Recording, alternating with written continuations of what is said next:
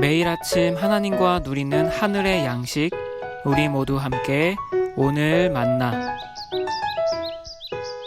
여호사밧은 예루살렘에 살면서 브엘세바에서부터 에브라임 산간 지역에 이르기까지 민정을 살피러 다녔으며 백성들을 주 그들의 조상의 하나님께 돌아오게 하였다. 그는 또 온 유다의 요새와대 성읍에 재판관들을 임명하여 세우고 그들에게 말하였다. 그대들은 맡은 일을 할 때에 삼가 조심하여 하시오. 그대들이 하는 재판은 단순히 사람을 기쁘게 하는 것이 아니라 그대들이 재판할 때에 그대들과 함께 계시는 주님을 기쁘게 하시는 것임을 명심하시오. 주님을 두려워하는 일이 한순간이라도 그대들에게서 떠나지 않도록 하시오. 주 우리의 하나님께서 불의하지도 않으시며 치우침도 없으시며 뇌물을 받지도 않으시니 재판할 때에 삼가 조심하여 하도록 하시오. 이 밖에 예루살렘에서도 여호사밧이 레위인들과 제사장들과 이스라엘 가문의 족장들 가운데서 사람을 뽑아 재판관으로 임명하여 주님의 법을 어긴 경우를 포함하여 예루살렘에 사는 모든 주민의 송사를 재판하게 하였다.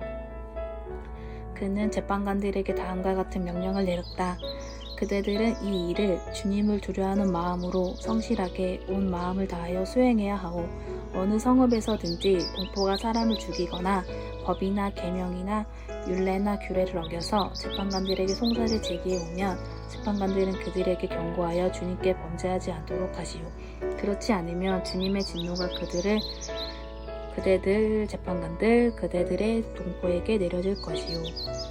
내가 시키는 대로 하면 그대들에게 죄가 없을 것이요. 주님께 예배드리는 모든 문제는 아마랴 대제사장의 최종 건의를 가지고 결정을 내릴 것이며 왕에게 속한 모든 문제에 관련된 것은 유다 지파의 우두머리 이스마엘의 아들 스바랴가 최종 건의를 가지고 결정 내릴 것이요. 레위 사람들은 법정에서 결정된 사항들이 실행되는 것을 감독하여 관리의 책임을 질 것이요. 용기를 내어 이 모든 지시를 잘 시행하시오. 주님께서는 공의를 이루시는 사람의 편을 드신다는 것을 명심하시오.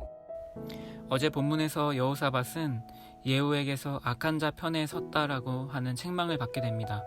그 책망을 듣고 여호사밧은 아합 왕과 손을 잡고 악한 자와 함께했던 삶을 회개하는 듯 나라를 개혁하는 새로운 모습을 보여줍니다. 오늘 본문을 한 단어로 줄이면 바로 공의입니다.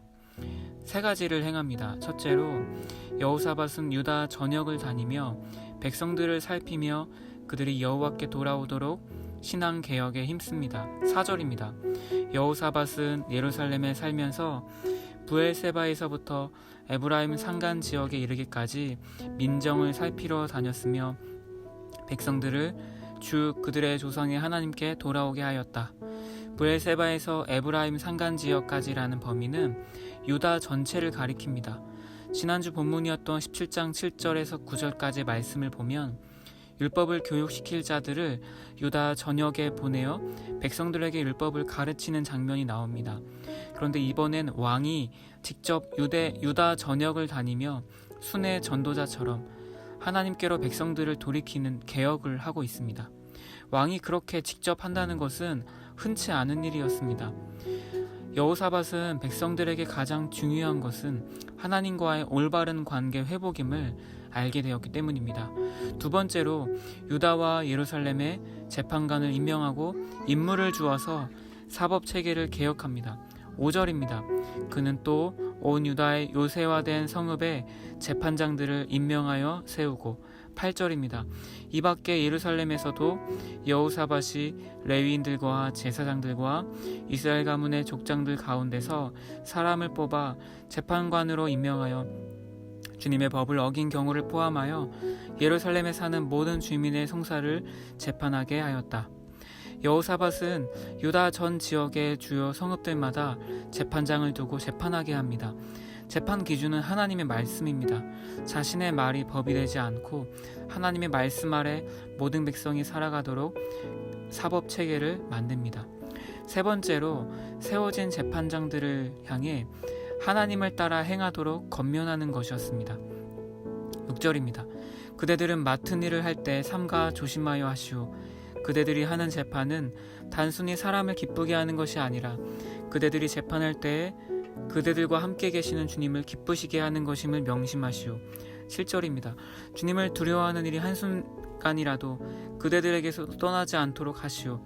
주 우리 하나님께서는 불의하지도 않으시며 치우침도 없으시며 뇌물을 받지도 않으시니 재판할 때 삼가 조심하여 하도록 하시오. 9절에서 11절에서도 세워진 재판장들에게 이렇게 권면합니다. 그 가운데 9절에 이런 말씀이 있습니다.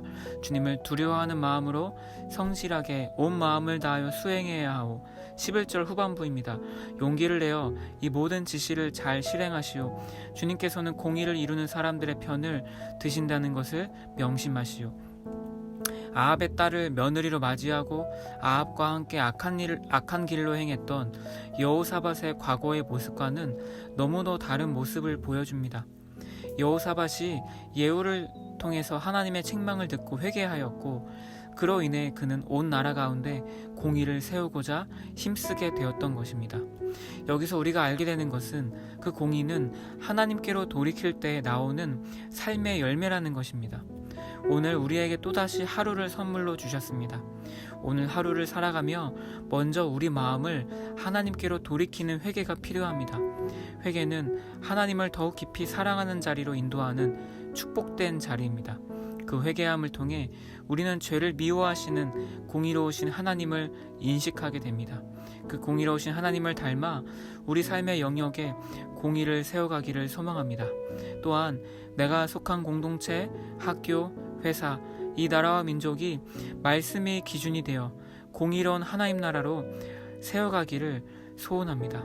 비록 내가 공동체를 바꿀 수 있는 것이 아무것도 없는 것 같아 보일지라도 내 삶의 아주 작은 부분부터 공의를 세우고 회복하는 은혜가 있기를 소망합니다. 우리를 부르신 자리에서 하나님의 공의를 세워가는 우리 모두 함께 청년들과 제가 되기를 간절히 소망합니다.